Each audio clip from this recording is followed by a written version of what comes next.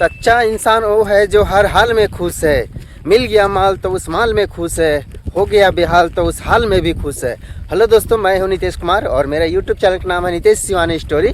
और मैं आपको एक ऐसी स्टोरी सुनाने वाला हूं जहां पर आपको मोटिवेट करेगा, किसी भी हाल में हो खुश रहना सीखे। एक फ़कीर रहता था जो हर एक गाँव में जा कर के भिक्षा मांगता था, भीख मांगता था। वो भीख मांगते मांगते थोड़े से दूर की गांव में पहुंच गया। वहां पर एक आनंद नाम का एक मिडिल क्लास का आदमी रहता था जो एक पत्नी और 2 बेटी के साथ रहता था।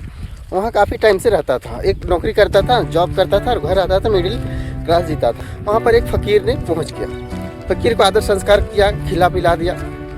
फ़कीर ने बोला कि आपको खूब तरक्की करे, खूब मेहनत करो, खूब तरक्की करो। तो आनंद बोलता है कि ये सब नहीं रहने वाला है। वो बोल के फिर फ़कीर सोचता है कि यार कैसे बात करता है, करके हमारे जैसे बात करता है। फिर वहाँ से वो बोल के चला जाता है।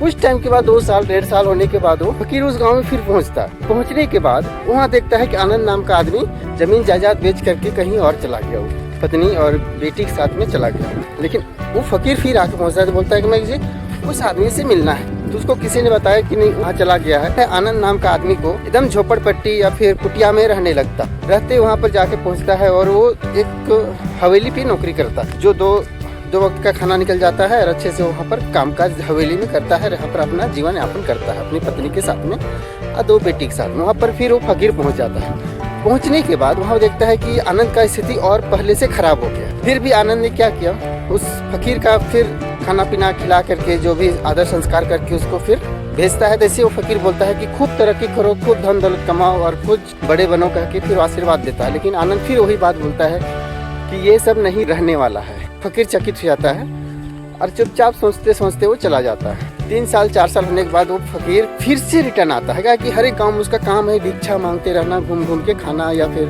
मांगते उसकी ज़िंदगी तो ऐसी चलती है। फिर वो गाँव में पहुँचा। आनंद जिस हवेली पे नौकरी करता था, वो हवेली का मालिक का कोई वंशज नहीं था। तो हवेली में उस आनंद को पूरे ज़मीन जायदाद हो या फिर कुछ भी चीज़ हवेली हो उसके नाम पे करके चला जाता है। उसकी मृत्यु हो जाती है, उसका कोई वंशज नहीं रहता, इसलिए आनंद को दे चला जाता है। अभी सारा प्रॉपर्टी जो है आनंद का हो गया है। फ़कीर फिर पहुंचता है 3 साल बाद, देखता है कि आनंद बहुत बड़ा आदमी बन चुका है, हवेली का मालिक हो गया या फिर पूरी कारोबार ठीक ठाक चल रहा है। दोनों बेटी की शादी भी कर दिया, अपनी पत्नी के साथ वहाँ पर हवेली में रहता है, पूरा ठीक ठाक जिंदगी चल रहा था। इससे फ़कीर पहुँच जाता है। पहुँचने के बाद बोलता है आपकी तरक्की हो गई, बहुत अच्छा लगा और तरक्की करो करके।